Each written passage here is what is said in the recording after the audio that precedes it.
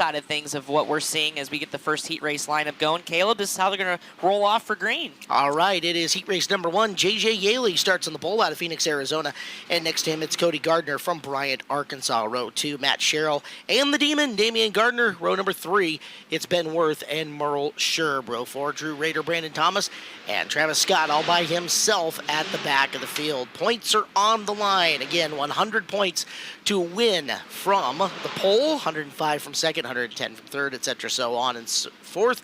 And again, if you are in the top 40 in points coming out of the heat races, you will make the qualifiers. Anybody who does not make the top 40 is going to go down into C's and D mains. So you got to be top 40 in points coming out of the qualifiers if you want a shot at locking directly into the A main event.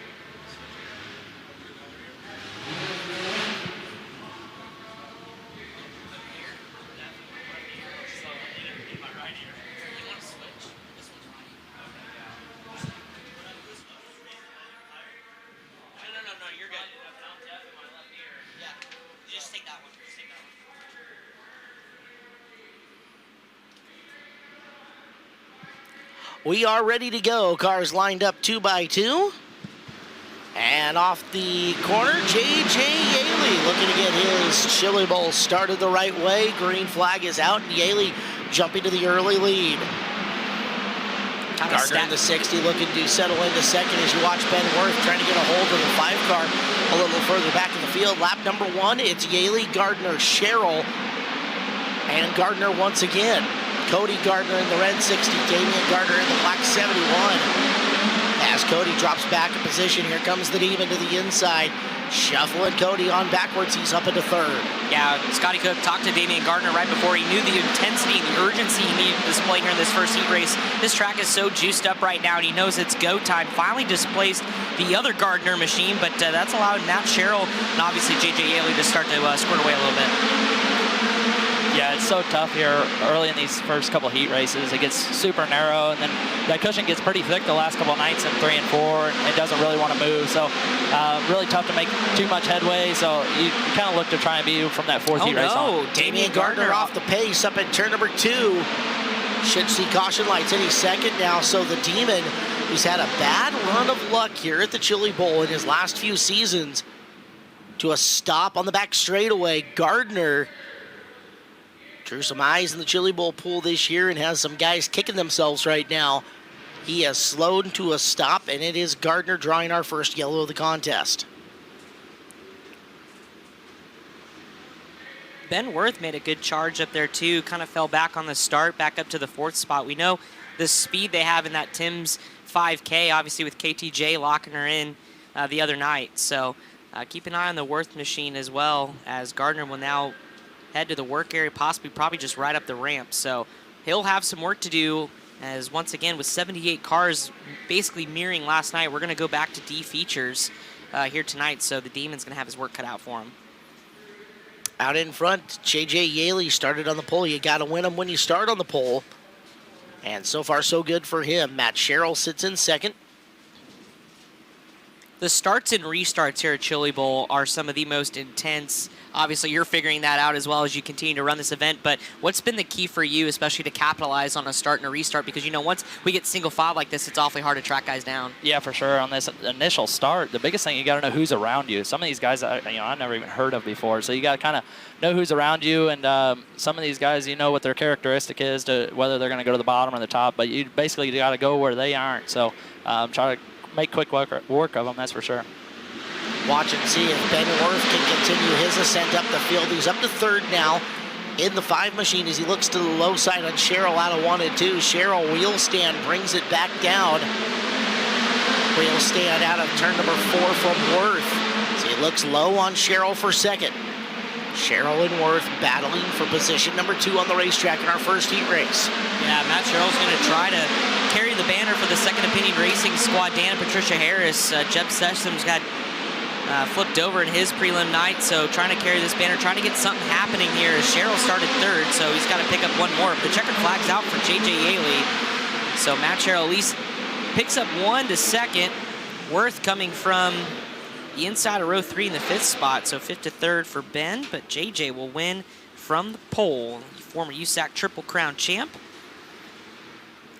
No surprise there for him to jump out there and win that one. And just, he's made enough laps around this place, and when it's like this, you got to screw up pretty big to lose it from the front row, that's for sure. So 1 heat race down, 8 to go. As they go up the ramp, we will talk with all of our heat race winners in the pitstopusa.com interview. Also want to welcome a big thank you to Renegade Race Fuels, who has come on board as a Speed Cam sponsor. Thank you to Renegade. All the fuel you need to succeed in whatever you need for racing. That's Renegade Race Fuels, as heat race number 2 is coming down the ramp, and your lineup looks like this. On the pole from Douglasville, Pennsylvania, Timmy Buckwalter in the 29. To the outside, the 20G of Noah Gass at Mounds, Oklahoma. Then it's Danny Burke and Chris Tarrant sharing row number 2. Inside row 3, starting 5th, Larry Webster from Ann Arbor, Michigan. The outside, the 75K of Alex Vandervoort from Knoxville, Iowa. Saw him upside down in hot laps earlier tonight. Austin Shores in the 8G roll off inside row 4. The outside, Nate Barger out of Madison, South Dakota. And then Tanner Thorson from the back. And the 19T get high points. We'll see what he can do from 9th. Let's kick things up top to Scotty Cook, who's got a word with JJ Yaley. Hey, thank you, guys. This guy from Phoenix, Arizona came so close way back in about 2005, taking some hardware out of this place, and you know full well how heartbreaking it can be, but you got this year started off just right. Yeah, you know, we drew the pole there for the heat race, knew the racetrack was going to be hammered down, was really worried. In hot laps, the motor wouldn't run at all, so changed batteries. All the guys from SR11 and Stanton came over, got the engine tuned up, so just glad to get a win out of that thing. The Plazul Resorts, Fat Boy Ice Cream, it was fast, man, it was fun, so get the cobwebs knocked off. It's been a while. Good to see you. Got one chalked up for the Glen Stars Racing Camp, and JJ Yaley picks up heat race number 1 to pick up kickoff night number 4 qualifying here at Chili Bowl Nationals. Back to you guys. Hey, there's a look at that Renegade Race Fuel speed shot here on FloRacing. And again, welcome into the broadcast wherever you guys are watching from, as engines firing on the back straightaway for our second heat race. We heard, this is not the first time a lot of these drivers pulling off that we're talking to a little bit out of breath. You out of breath wrangling this thing around here, Nick? When it's fast like this, you're definitely hustling it. These things, the harder you drive them, the faster you go, it feels like. So until you tip over, that's for sure. But yeah, just this place is not only just the adrenaline, but, you're obviously nervous, so you got to make something happen here. And Tanner coming from the back row is going to be pretty fun. He's probably one of the most aggressive guys in this building for sure. I used to hate racing against him, in outlaw karts and stuff. He was one of the worst guys to race against because he'll run you hard. But yeah, he's super fast in this thing and should be fun to watch. I'm remembering back to last year, Nick. Do I remember that you ran your heat race with a broken throttle? You had to hand control that thing? That was the B main, actually, my B-main, prelim okay. B main. That's right. So we had some issues there where the linkage fell off. The rod end came separated from the tube. And I seen kind of what happened. The caution came out, and the gas pedal just went straight to the floor. And so I'm looking down while I realized that, the rod end was unscrewed. So I was the whole time trying to screw it all back together with my hand, but I couldn't get it. And they went lights out, and we were in a transfer spot, and you can't just pull off, So I'm like, well, I'll just run this thing like a cam lever here. So I actually missed it by one spot. I dropped one spot and missed it, but it was definitely added to my resume of things I can do, I guess, right. But not ideal. You can fix the race car on the fly in it while battling for transfer position. All right. Is there anything you can't do? I don't feel like I do this very well. You're doing fantastic. Lights are out. Heat race number 2, 8 laps the distance. Passing points of premium as Buckwalter and Gass will lead him. As Gass all sorts out of shape there on the start. Caution lights will wave. That could have been a whole heck of a lot worse. Yeah, he's lucky he kept her rolling there. Big old Clay knot up in the Nerf bar there. Going to be interested to see if they do anything here on the front row. Nope, they just tell them do better. Buckwalter and Gass, Burke and Tarrant, Webster and Vandervoort, Shores, Barger and Thorson, your 9 cars going 8 times around. So we'll try it again. Buckwalter, Gass, the front row. This time a lot better off the start. They stack up behind him, but Buckwalter's away. Gass gonna fire it in on the top side, try to circle around Buckwalter. Buckwalter picks up the front end, will take the lead in 3. Tanner did what he needed to do there, get by 3 there. Oh, caution. Oh, we got one slowing down. The 15 W, is that Danny Burke? It is. Well, you can probably see that car from a mile away. That is orange. Complete with the orange beadlocks all the way around the outside, so at least he's got his color theme down quite nicely, but the race car not running right now, and to the pit area he goes. One of those guys that's also on the American Racer tire, if you're not noticing down the right-hand side of it. They are saying, as of right now, a lap complete, so 1 of 8 done. And that means Thorson will pick off 4 with their tiring of the 15W to the back, so That's big. that is big. And we talked about it too. We saw Beeson on Tuesday night. We've seen some other drivers, Rico even too, in his heat race. These heat races coming from the back so difficult as Billy Bryan is down the infield. Brian, what do you got for us? Guys, real quick, I just wanted to have you guys take a look at the rear end of that orange number 15 if you get an opportunity, if any camera angles can get it. Looks like he's got tubular torsion bars or torsion arms on there on the rear of that, and a bar that goes in between the motor and the header. So unique design there. We might need to go get a closer look at in the pit area. Yeah, I can see what you're looking at there, Brian. It's definitely a little bit different. I need a little closer view under static circumstances if we can to really diagnose it, but definitely different rear end geometry as they doubled them up and said no laps complete. And that capitalizing is Noah Gass, who drives around Buckwalter this time. So Buckwalter back to second. Thorson already to 4th as we got one on the bike into the wall. And Tommy Tipover for the 72X of Chris Tarrant. Nope, 75X Alex Vandevort. That's the 72 of Tarrant. There Yes, you go. Tarrant upside down. Poor Buckwalter and Gas here. They didn't think they probably had to deal with Tanner Thorson here, and now he's going to be right on their back bumper, so it's a tough deal. Well, we still don't have a lap complete as it's scored, so Thorson's passing cars without even a lap scored, so thank you very much. Battle, you know, sometimes it comes down to attrition, right? Just keep your nose clean. You never know what can happen. Well, he got 3 of them on the first time and then 4 of them on this time, so he might be able to get 5.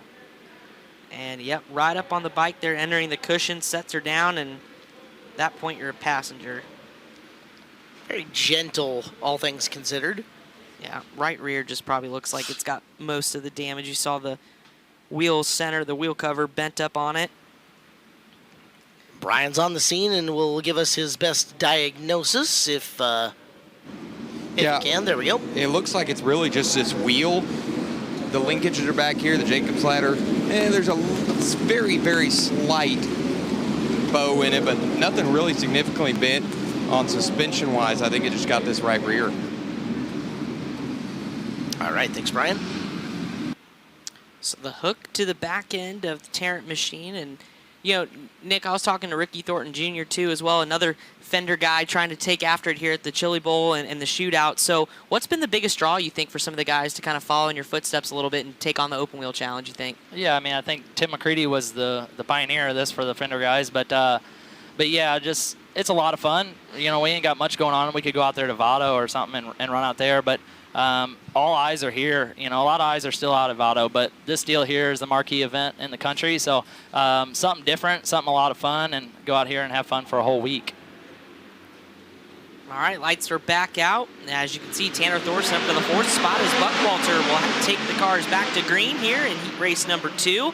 Thorson to the top side, trying to get around that 75X of Alex Vandervoort. We saw him upside down in hot laps, and right now bottling up Thorson. That's allowing the top 2 to pull away just a little bit as Thorson finally gets to the inside. Side-by-side battle here as there goes Tanner Thorson to 3rd. So Thorson now, as the laps wind down just a little bit, is going to have a little bit more work to do to get to the lead, but he's already got Noah Gas in his sights. Gas lined up going into turn number 3. Here comes Thorson right up in the rear tail tank. Arcs the car to the outside, cuts it low going into 1 and 2. Move on over Noah Gas, and Tanner Thorson's now gone 9th to 2nd with time left in this heat race. Yep, halfway home here at the stripe, so plenty of time, 4 to go. And Thorson is absolutely rolling right now through center 3 and 4. Off the corner, he's already going to cut half the distance back. Now he's only a half car length back from Buckwalter.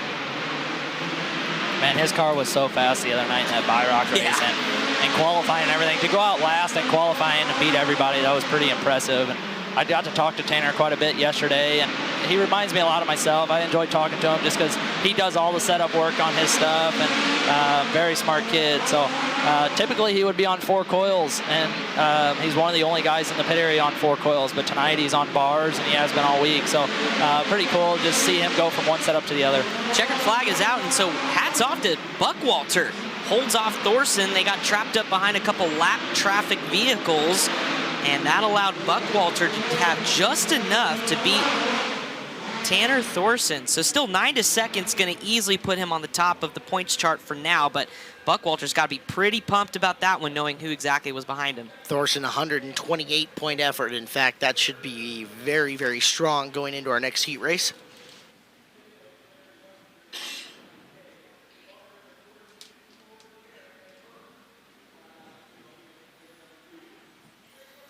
Take a look at the NOS Energy Drink ramp cam for heat race number 3 due out on the track next here at our Thursday night edition of the 36th annual Lucas Oil Chili Bowl Nationals here on FloRacing.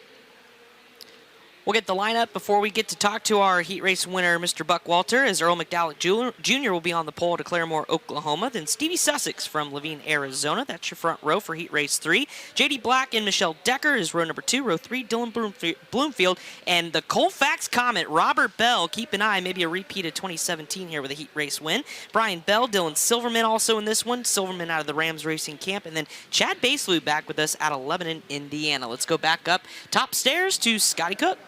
Hey, thank you, guys. This fella is a staple in this building. I don't even know how many chili bowls he's run, but it sure is good to see you get it started off on the right foot. You did what you had to do on an early, narrow racetrack. Yeah, we went out in hot laps and didn't have any brakes, so I was kind of crapshoot on what was going to happen there, starting on the pole.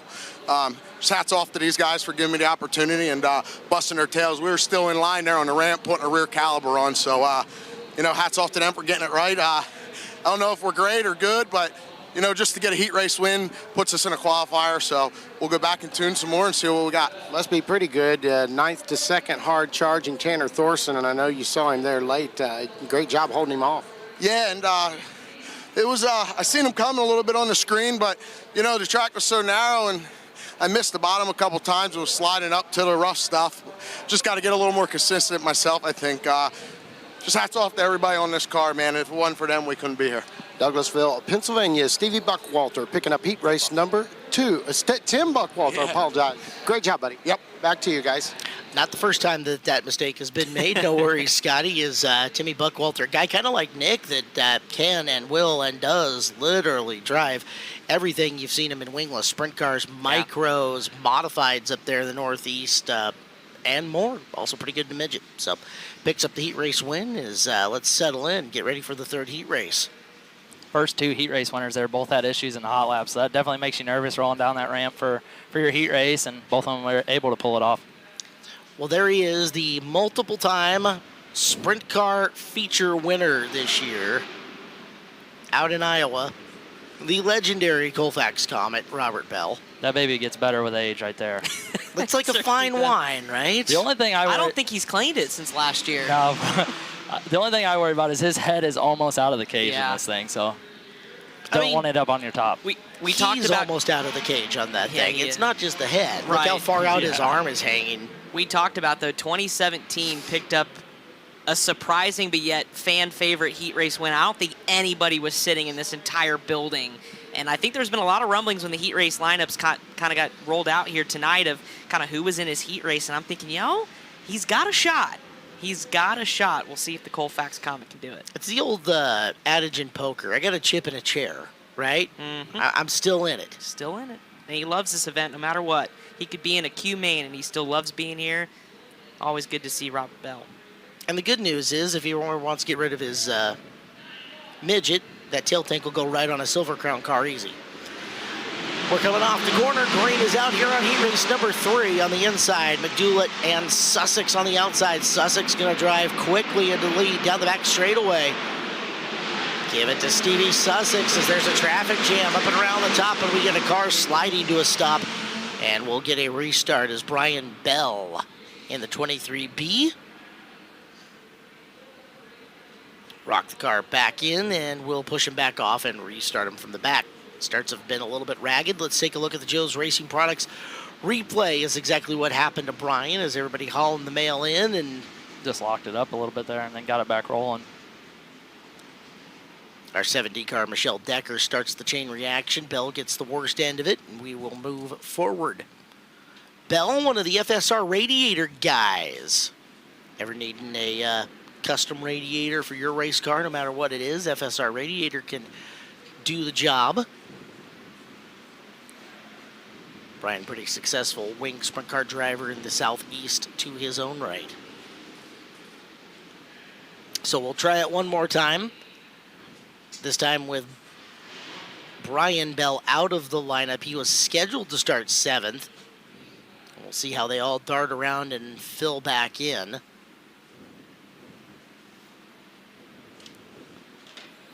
My Rams racing teammate there was starting right behind Robert, so just kind of told him whichever lane he picks, you got to go a different route. So he did the right thing there. I guess we're going to crisscross, so he should be beside him now.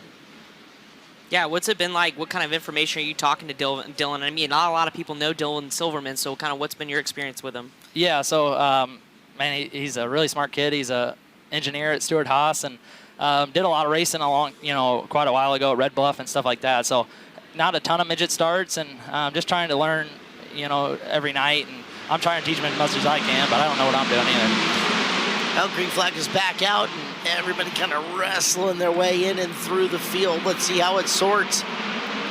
Down into turn number 2. Sussex actually got the worst end of that start this time, so instead of the lead, he's going to be hanging out in 3rd as, well, our Robert Bell heat race experience is going to end prematurely. Man. Back up front, Decker is there trying to challenge. Working on McDoulet. Yeah, and McDoulet is put away quickly by Decker, so solid job. Just kind of making that pass. Caution flag waves as Bell couldn't quite get all the way off the racetrack.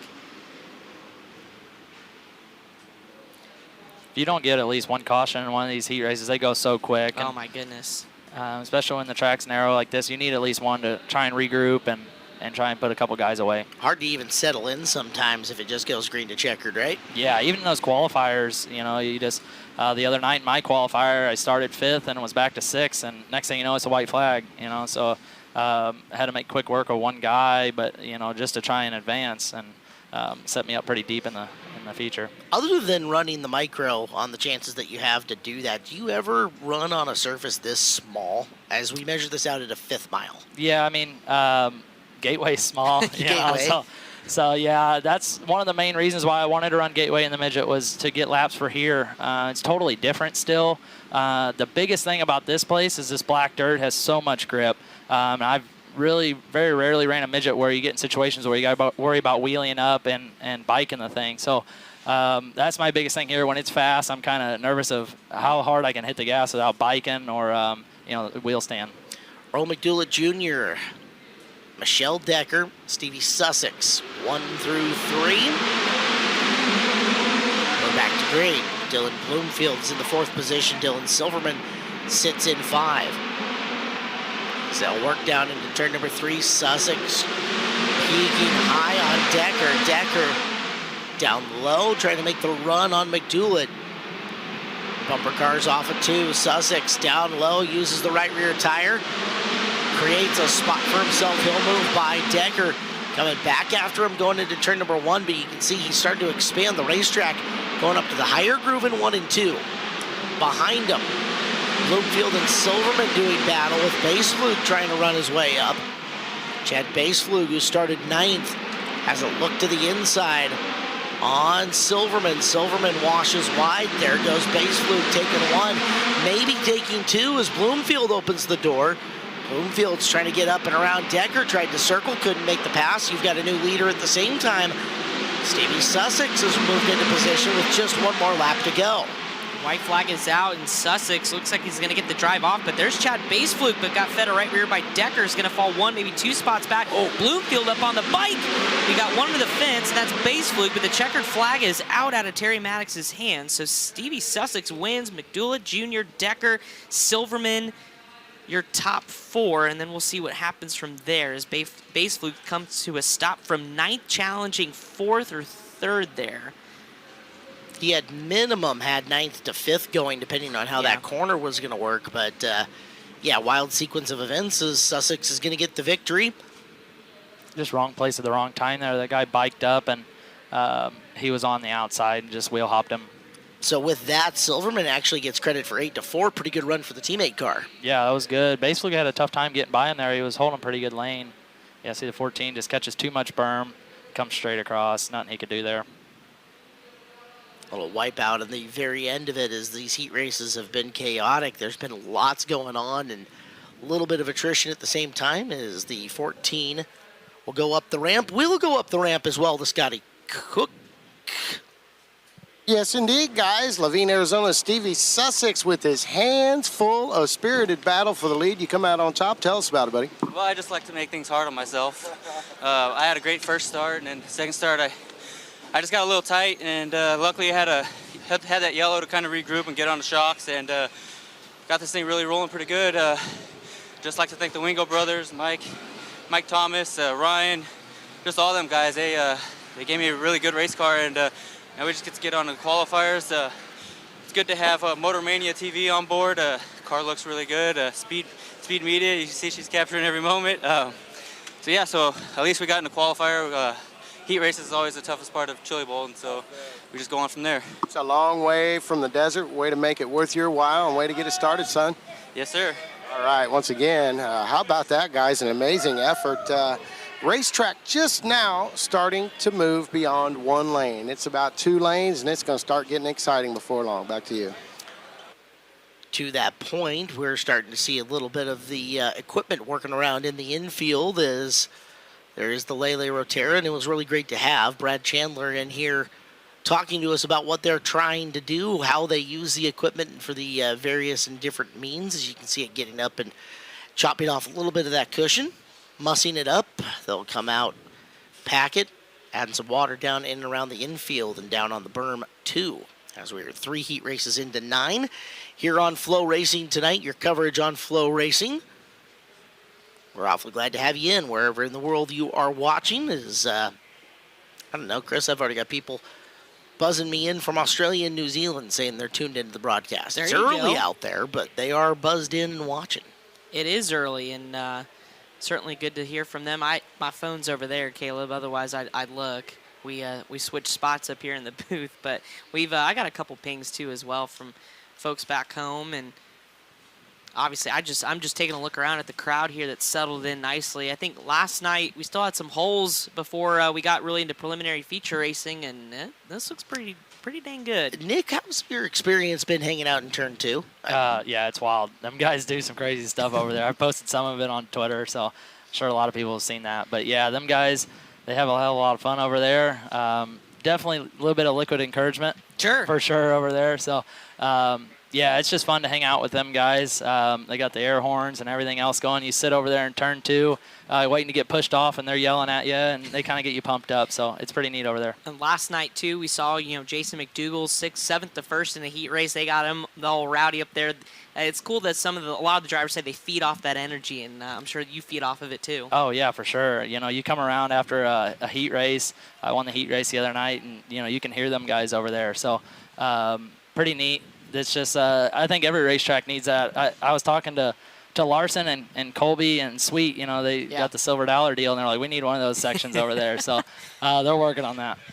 Well, we'll take a quick time out. We'll get more thoughts from Nick Hoffman after we come back after this. You're watching our live coverage of the 36th Annual Lucas Oil Chili Bowl Nationals on FloRacing.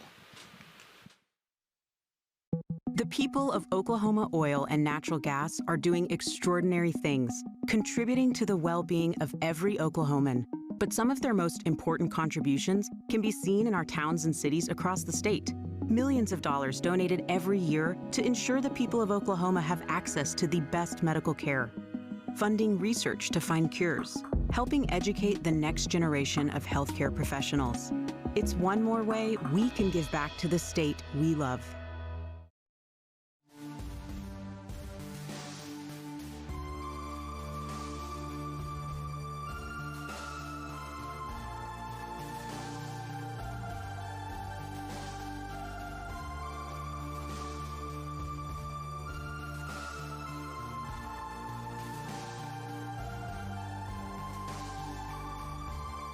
Racers that win, pour it in, and we appreciate you.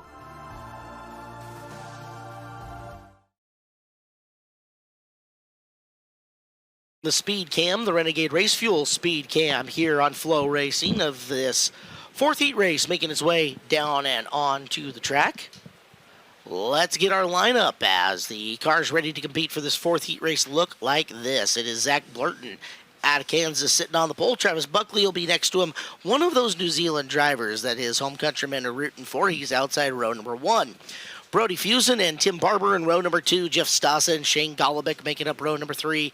It's Kyle Bellum, the Nixon Nightmare, inside row number 4. Shane Cottle outside of him from Kokomo, Indiana. And Ryan Mosier from Inglewood, Colorado is the 9th and final starter.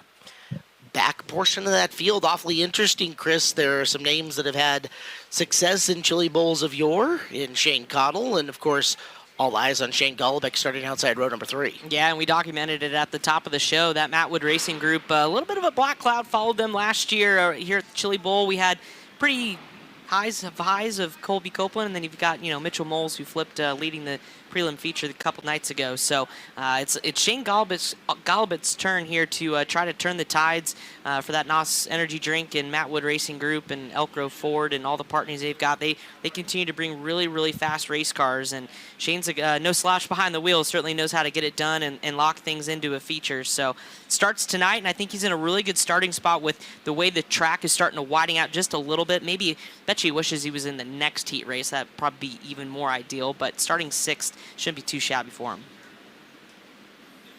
Yeah, the Matt Wood cars, every one of them super fast. Mitchell Moles is a really good race car driver, but kind of limited experience in the midget, and was probably going to go on and win that prelim the other night and just made a mistake. But Colby super fast last night, just made a couple wrong decisions there and kind of got buried and then drove back up to 4. So Golobic is one of their main guys here. He should put on a pretty good showing tonight. You just mentioned to us off air how different the racetrack looks via camera screen versus when you're on the racetrack itself. Is there anything that this different perspective is teaching you? Yeah, it's just cool to see different angles here. But yeah, like when I sit over there in turn 2 most of the night, 1 and 2 has been pretty thin, I would call it. The cushion hasn't gotten really ledged up until pretty late in the night. And then this side here has been pretty thick and ledged up. He has a good time out there. That guy is a blast. I believe his name's Dudley, and I'll have to look back. It is, yeah. He is been blowing up on Twitter for all of his energy. As the lights are out, we're going to green heat race 4, and they stack up deep in the field. But there goes Golobic around the outside, working on the 3F of Tim Barber.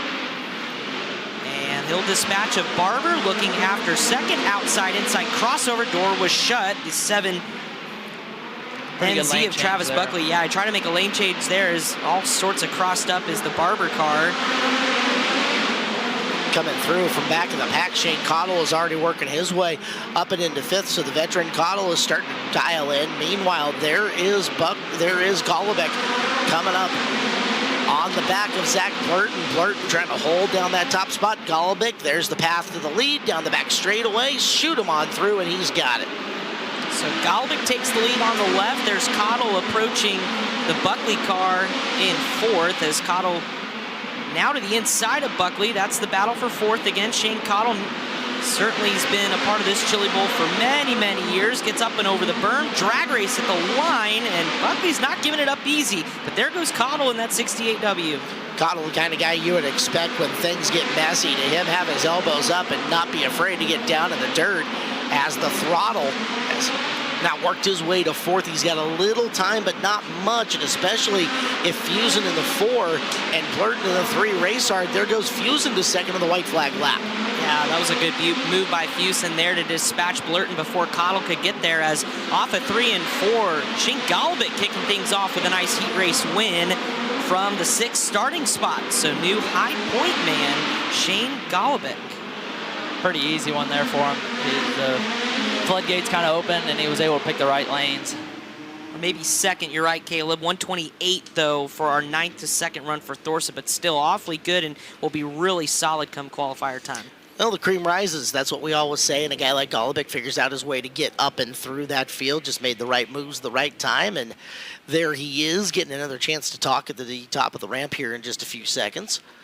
As we look again at the NOS Energy Drink ramp cam, and our next group of drivers who will wander onto the raceway: Golubic, Fusen, Blurton, Cottle, and Buckley. And Cottle, with an 8th to 4th run, will set him into a qualifier as well. So good job by the veteran Shane Cottle.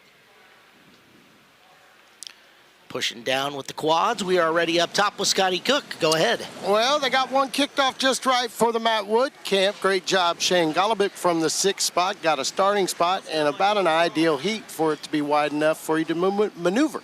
Yeah, you know, step 2 complete. Got through hot laps and then did everything we could there. So, NOS Energy Drink, Elk Grove 4 car's really good. Like all our cars have really been good this whole week so far. So, got a good start. Was able to kind of get to second there pretty quick, and then just took my time. No need to rush. Felt like our car was a lot better than anybody else out there. So, worked out good. Hopefully, we'll be in a good spot for a qualifier. We know it's a marathon, not a sprint. Phase 2, hurdle 2, coming right up in a qualifier. Yeah, a couple more steps to go. We'll be all right. All right, that's Fremont, California's Shane Golubic out of the Matt Wood NOS Energy Drink Racing Camp. Guys, back to you. All right, Scotty Cook, appreciate your efforts down. Or actually up, as it is where it's funny, the way the arena sits is that the pits are upstairs and the racetrack is downstairs.